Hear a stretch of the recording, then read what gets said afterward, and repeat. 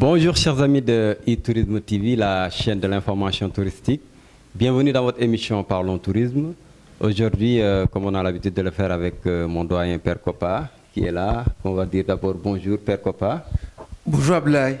Je suis très heureux de vous rencontrer encore une fois ce dimanche. Merci Père Kopa. On a un invité qui nous vient de la capitale, qu'on va laisser se présenter. Bonjour. Bonjour. Soyez les bienvenus dans l'émission Parlons Tourisme. Merci beaucoup, merci pour l'invitation. Je suis ravie d'être parmi vous aujourd'hui pour parler d'un sujet qui nous passionne tous. Et c'est avec plaisir que je suis là. Ok, donc Père, aujourd'hui, le thème qu'on va aborder, ce sera la qualité de service dans l'hôtellerie. Donc, un thème qui est très important. Je pense que Père, vous allez revenir sur l'importance de ce thème-là. C'est très important, Ablaye, mais avant tout, c'est de souhaiter la bienvenue à Oudia. Une grande dame, elle va se présenter. Une grande dame avec son sourire. Je dis souvent que ce sourire qui ne coûte rien, mais qui achète tout. Donc, le thème, la qualité du service. On ne peut pas promouvoir un bon tourisme sans une qualité de service, Abdoulaye. Ceux qui se déplacent pour venir au Sénégal et laisser derrière beaucoup de pays dans le monde, ils viennent pour la qualité du service, est important. Je dis souvent, généralement, quand ils s'habillent le soir pour venir dans un restaurant bien habillé, ils voudraient que le maître d'hôtel ait un suivi dans ce service-là. Qualité de service, ça amène ce qu'on appelle la fidélisation de la clientèle. Quand le service est bien fait, ils ont envie de revenir. La première question que je vais poser à Oudia Ablaye, si vous me le permettez. D'abord, j'aimerais que Oudia nous dise un peu d'abord pourquoi Oudia est dans le secteur touristique. C'est ça. D'accord. Alors, à vrai dire, je suis arrivée tout à fait par hasard dans le secteur. Il y a quelques années, après le département d'anglais, j'ai fait une formation en bureautique à Saint-Michel. Et puis, j'ai été appelée par le biais d'une autre amie à venir travailler au Lamentin Beach, un établissement que vous connaissez sûrement tous. Et c'est là que j'ai fait mes premiers pas. Et comme je dis toujours, il ne suffit pas toujours d'avoir une expérience, mais j'ai eu aussi la grande chance de bénéficier d'un encadrement, d'un mentorat par le directeur de l'établissement, que je salue au passage, M. Philibert, qui m'a transmis cette passion pour le secteur. Et depuis, je n'ai jamais arrêté. Voilà. J'ai eu la chance donc de voyager, aussi bien à travers l'Afrique de l'Est, l'Afrique de l'Est. J'ai beaucoup fait aussi l'Asie, l'Océanie, et là je réside actuellement en Europe, que je profite aussi de beaucoup voyager, le Moyen-Orient. J'ai aussi, après une licence en gestion hôtelière donc, au CESAC, j'ai intégré le programme entrepreneuriat de l'école hôtelière de Lausanne, à la suite duquel j'ai eu à travailler aussi au Four Seasons à Los Angeles, pour ensuite revenir en Suisse où j'ai exercé jusqu'en 2020.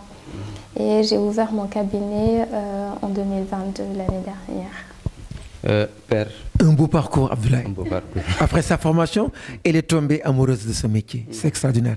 Mais Abdoulaye, la première question, vous me le permettez. Madame, d'abord, la place de l'accueil dans le tourisme mondial, c'est quoi l'accueil? D'abord dans le tourisme. C'est la base. L'accueil est la base. Quand nous promouvons une destination, nous vendons du rêve aux clients. Et nous devons nécessairement faire en sorte que quand il repart, ses attentes soient soit comblées, soit excédées. Aujourd'hui, on ne peut plus se permettre d'avoir des résultats en deçà de ce que attend le client. Et l'essentiel en fait du secteur du tourisme et de l'industrie de l'accueil en général est beaucoup basé sur le retour client. Donc si le client part sans avoir eu l'accueil qu'il méritait, qu'il attendait, vous avez beaucoup moins de chances qu'il revienne. Et l'industrie ne pourrait pas tourner sans les retours. Ça, c'est important. Voilà. Donc, c'est la base, c'est primordial. L'accueil constitue une étape absolument importante. Dans ce secteur, Ablaye. Donc, Père, je pense que vous avez frappé à la porte. C'est ça, et elle a ouvert la porte. Donc, avant de parler de quoi que ce soit, il faut d'abord parler de l'accueil, parce qu'un client qui vient, déjà, la première chose qu'il doit s'attendre, c'est l'accueil. Donc, si l'accueil est bien fait, on peut dire que le client a beaucoup de chances d'apprécier le reste. C'est ça. Donc, vous, Dia, vous êtes consultante, vous avez un cabinet. Ce cabinet, c'est quoi exactement son travail dans l'amélioration de la qualité du service dans l'hôtellerie? Absolument. Alors, notre cabinet offre plusieurs types de services. Nous avons une grande partie dans la formation du personnel, depuis donc, les mystery guests, ce qu'on appelle les clients mystères, jusqu'à l'encadrement du top management. C'est-à-dire qu'au Sénégal, on a vraiment ouvert très tard la formation touristique à un niveau au-delà de l'opérationnel. Cela commence à changer, mais il y a un grand manque, il faut le dire, de certains cadres à certains niveaux. Avec le cabinet, on propose d'accompagner les différents acteurs dans la gestion. On propose de la formation, du recrutement. On propose aussi du rebranding, c'est-à-dire qu'aujourd'hui, les hôteliers qui souhaitent améliorer leur position sur le marché peuvent faire appel à nous et nous revoyons avec eux leurs procédures de gestion. Nous analysons avec eux les résultats des dernières années. Nous leur proposons des solutions tout à fait adaptées tant au budget qu'au marché. Et nous proposons aussi certains hôteliers qui sont de petite taille et qui des fois ont des problèmes avec tout ce qui est achat. Nous proposons de les regrouper sous un même label qu'on a appelé la Teranga Collection, qui permet par exemple de maîtriser les coûts en faisant une centrale d'achat. Et puis, on a aussi un autre projet sur lequel on travaille beaucoup, qu'on appelle des Hospitality Club. Et dans ce club, en fait, nous travaillons à vraiment forger une sorte d'élite de l'industrie à partir des plus jeunes. Voilà, c'est vraiment leur inculquer la culture d'excellence et de qualité du service. Et surtout qu'ils arrivent à le retransmettre par l'éducation, par les pairs. Voilà, donc c'est important. Les services que nous avons. Moi, je pense qu'Abdoulaye, ce cabinet est venu à son heure. Au moment où nous parlons de relance touristique dans notre pays, il va falloir pratiquer cette activité autrement. Mais aujourd'hui, si vous arrivez à nous expliquer, c'est quoi, en fait, en tant qu'expert, c'est quoi un bon service généralement à l'hôtel et dans quel secteur? Alors, le service à l'hôtel, il commence bien avant que le client n'arrive. Ça, c'est un premier point à souligner, c'est-à-dire déjà qu'avant que le client ne vienne, il doit être rassuré et se sentir accueilli. Cela commence par exemple par la présence sur Internet, déjà dans le site aux normes qui présente de façon correcte l'établissement. Cela va aussi par la communication qu'on aura avec les clients, que ce soit les mails, répondre à temps, avoir un langage adapté à la personne et être vraiment à l'aide, à l'écoute. Une fois que le client est là, le contact est primordial parce qu'il peut déterminer le reste du séjour. Donc un bon accueil va être tant faciliter l'arrivée, ne pas faire attendre le client des heures, soit pour un enregistrement ou une famille avec des enfants, vraiment alléger, faire en sorte que le processus se passe de la meilleure façon qu'il soit et surtout réduire certaines procédures là où on peut et permettre aux clients de profiter de façon sereine de ses vacances. Ce qu'il ne faut pas oublier, c'est que la destination au Sénégal est une parmi d'autres. Alors quand le client choisit le Sénégal, c'est beaucoup plus que juste un service commercial. nous avons l'obligation de lui vendre autant la culture, le meilleur de la culture, le meilleur de l'environnement, le meilleur de la relation humaine, et faire en sorte que, comme le chante Youssou Ndour, hein, « Soudemé Begdel aussi ». Marquer la fidélisation de la clientèle, absolument. Alors, je pense que c'est une activité qui est noble parce que le secteur du tourisme en a besoin. Donc, vu surtout avec cette relance, qu'on est en train de mettre sur place, on vient de sortir aussi de Covid aussi, donc toutes les destinations, il y a une rivalité, je dirais. Hein. Chaque pays, chaque destination essaye de se vendre le maximum possible. Donc, on est obligé de jouer sur la qualité. Donc, il n'y a que la qualité qui peut faire la différence. C'est ça. La présentation du produit et tout ce qui va avec. Et si vous venez dans ce secteur-là, je pense que c'est quelque chose à saluer. C'est ça. Et nous vous en remercions. Vivement. Mais vous êtes basé au Sénégal et vos activités, c'est seulement au Sénégal ou bien vous vous appelez Africa Hospitality Consulting? C'est l'Afrique, le monde ou bien c'est seulement le Sénégal? Alors, notre équipe est constituée de consultants qui sont ici, dans la sous-région, mais aussi de la diaspora. Par Africa Hospitality Consultants, nous entendons donc, si vous voulez, associer la tradition africaine à l'innovation pour vraiment offrir des meilleurs services sur place. Mais effectivement, nous nous adressons autant aux populations locales qu'externes. Je voudrais ajouter que il est primordial. En matière de tourisme, il y a ce caractère universel qu'il ne faut jamais négliger ou oublier. On n'est jamais dans un îlot isolé. On doit aussi aller auprès des autres, apprendre et puis anticiper. Voilà, donc c'est vraiment pour tout le monde, Africa Hospitality Consultants. C'est vrai. Elle se réfère à l'humain parce que l'humain est au début et à la fin de tout processus touristique, c'est important. Mais je dis souvent que le client d'abord, le client, il est roi. Et sans lui, nous serions obligés de fermer nos portes, c'est important. Il va falloir tout faire pour l'aménager, pour qu'il ait envie de revenir aujourd'hui. Et cette publicité de bouche à oreille, elle est très importante. Quand ça passe très bien, demain, il nous fera une bonne publicité. Aujourd'hui, Oudia, ici c'est le contraire, par exemple, au niveau du service.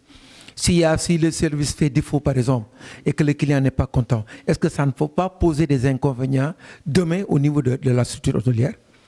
Alors, une des choses, un des aspects que j'aime beaucoup dans l'hôtellerie, c'est qu'il est fait de challenge. Une journée n'est jamais pareille à une autre. Voilà. Des challenges, on en aura toujours. On ne peut jamais être préparé à 100%. Un touriste a tout à fait le droit de ne pas être en accord avec ce que vous lui proposez. Un touriste a tout à fait le droit d'exprimer une frustration. Là où on doit être préparé, c'est vraiment à prendre cette frustration en charge, de sorte de trouver un terrain d'accord, un terrain d'entente avec lui, parce qu'il y a toujours un moyen de réparer une erreur. Voilà. On ne demande pas aux acteurs touristiques d'être des surhumains. C'est ça. Par contre, on peut vraiment travailler sur le comportement, on peut vraiment anticiper certaines erreurs et mettre en place des procédures quand même assez élaborées. Dans le cas contraire, où on se retrouve quand même face à des aléas de ce genre, on a ce qu'on appelle le CRM, le Customer Relationship Management, qui permet de prendre en charge des erreurs qu'on n'aurait pas pu anticiper. Je pense que le secteur du tourisme a besoin aussi de mise à jour. Parce que des fois, on voit des hôtels qui sont là depuis longtemps. Les gens qui travaillent là-bas font toujours la même chose. Alors que la clientèle, ça change, surtout maintenant avec la mondialisation qui a toujours existé. Mais les clients ont des exigences en fonction de ce qui se passe ailleurs. Parce qu'on peut être dans son coin et voir qu'à côté, il y a ceci, il y a cela. Par contre, si l'hôtel ou bien les travailleurs ne se font pas mises à jour, après, qu'est-ce que ça fait?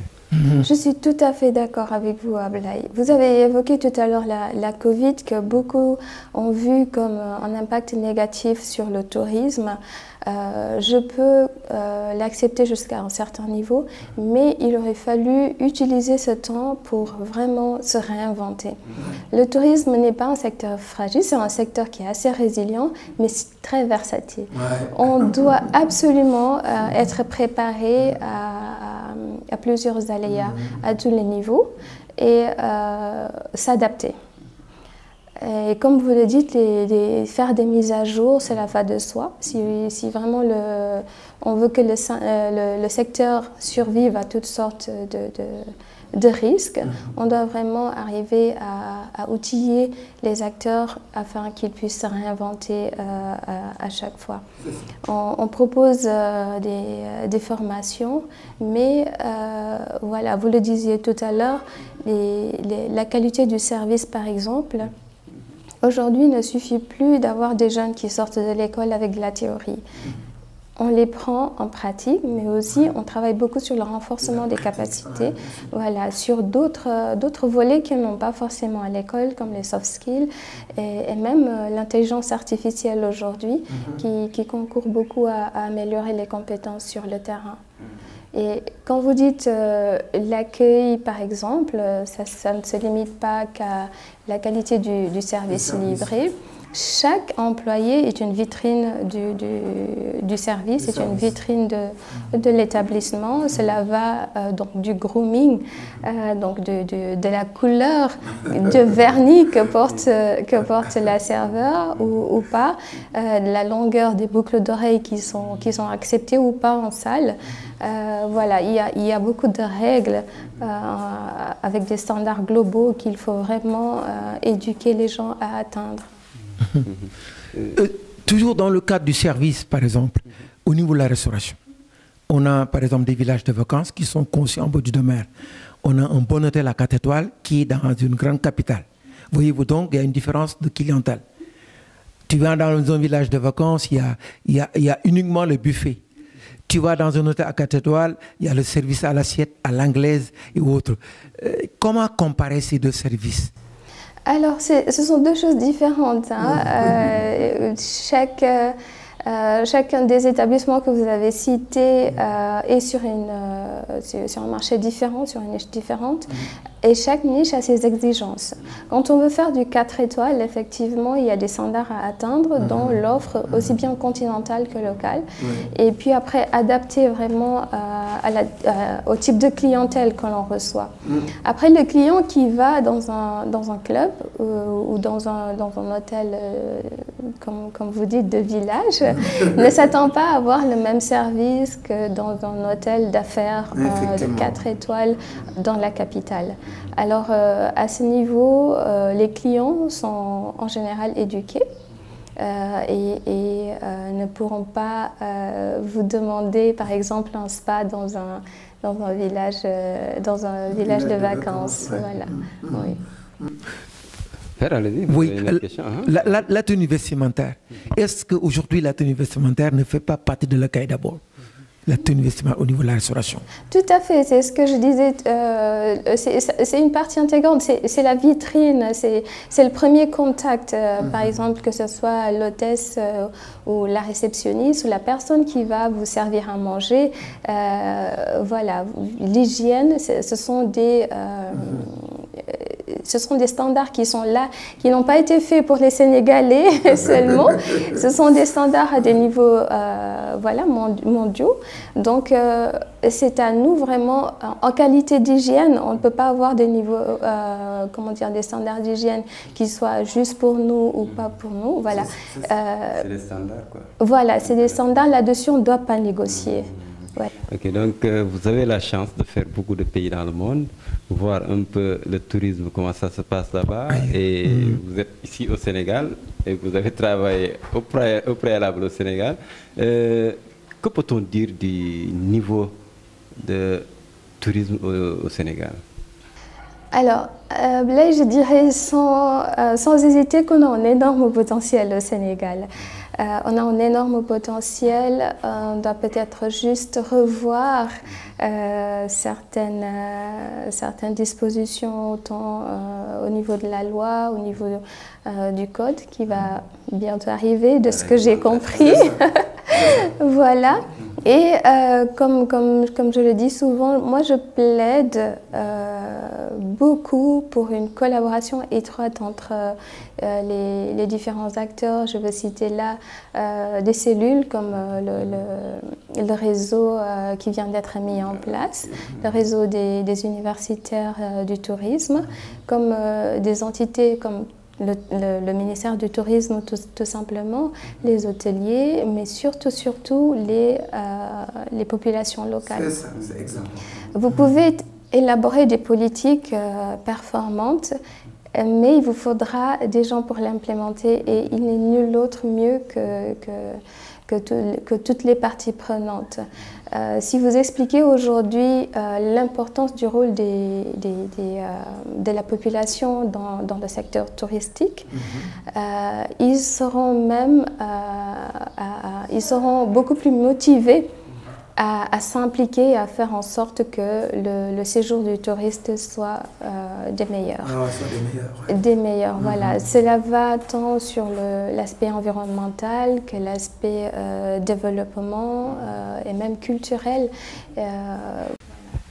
Donc, Père, je pense que on est presque à la fin de l'émission. J'avais une dernière question. Allez-y. Donc, au moment où nous parlons de relance maintenant touristique, est-ce que cette relance ne devait pas être accompagnée par la mise à niveau des travailleurs? Je reviens toujours sur le bon service. Aujourd'hui, votre structure devait parcourir le Sénégal avec l'aval du ministère du Tourisme. Comment faire pour mettre à niveau les travailleurs? C'est important au moment où nous parlons de relance. Alors oui, nous on est tout à fait disponible et je serais plus que ravie de travailler avec le ministère du Tourisme, dont j'ai rencontré voilà, effectivement, dont le directeur de la réglementation touristique, M. Philippe Diagaba. Voilà, c'est comme j'ai dit tout à l'heure, moi je plaide vraiment pour cette collaboration. La mise à niveau des acteurs, comme vous dites, elle doit forcément passer par une certaine disposition déjà sur le terrain. Il s'agit déjà de mettre à jour les cartes, il s'agit de faire des recensements, d'avoir une base de données de qualité fiable, pour déjà pouvoir établir une base sur laquelle partir. Une base. Voilà. On parle beaucoup de digitalisation, mais il y a beaucoup de travail en amont qu'il faut faire avant d'y arriver. Et cela peut se faire effectivement en collaboration avec le ministère du Tourisme et tant bien et aussi le privé qui a un rôle important à jouer et encore et toujours les populations locales. Merci. Abdoulaye, vous avez le dernier mot. Comment dire, je pense que c'est un invité qui a été à la hauteur. Vraiment, elle nous a appris beaucoup de choses. Elle n'a pas hésité à répondre à nos questions. Et vraiment, c'est ce dont on a besoin parce qu'on est dans une émission Parlons Tourisme qui est là que pour l'intérêt des acteurs touristiques. Moi, je l'encourage, Abdoulaye, à continuer. Donc, à encourager. Donc, faire votre dernier mot avant... Voilà, c'est encore un plaisir de la rencontrer. Parce que je dis souvent qu'aujourd'hui, nous sommes en train de reconstruire ce tourisme, de relancer ce tourisme et de pratiquer ce tourisme autrement. Ces personnes averties, bien informées dans ce secteur touristique, nous avons besoin d'elles. Et sa structure est venue à son heure. Et je l'encourage à ne jamais baisser les bras. Tout le monde est appelé à apporter sa pierre à cette construction touristique. C'est important. Bonne continuation et bon courage. Odia, votre dernier mot, tout en vous demandant qu'est-ce que vous pensez de cette structure e-tourisme qui est là pour informer les acteurs touristiques. Alors moi, je ne cesse pas de le dire, il y a encore beaucoup de choses à faire dans le tourisme. Tous les jours, il y a de nouveaux produits qui se mettent en place, les gens trouvent leur compte et créent de nouveaux emplois. Moi, je suis juste admiratrice de ce que vous faites. Je crois que je vous l'avais déjà dit bien avant mon séjour. J'encourage beaucoup les gens à prendre des initiatives de ce genre. Et avec ma structure qui bientôt va lancer son premier magazine, je mets en lumière des gens comme vous. J'espère pouvoir vous recevoir aussi à mon tour bientôt. Merci beaucoup. Mettre la lumière sur justement des gens qui se disent on ne va pas être serveur jusqu'à la fin de notre vie, on veut faire autre chose, on a la possibilité de faire autre chose. Et avec ma structure, justement, j'encourage les jeunes à avoir une vision beaucoup plus élargie.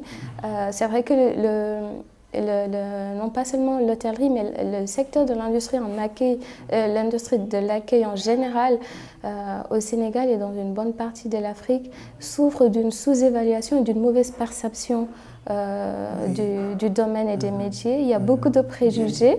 Voilà, il y a beaucoup de préjugés qui pèsent tant sur l'offre que sur la demande, la qualité de la main-d'œuvre et autres. Et c'est toujours un plaisir de voir des gens qui vont au-delà de ces préjugés, au-delà de ces facteurs dits limitants pour créer, pour se réinventer et pour innover. Et une initiative comme ça est juste... Merci.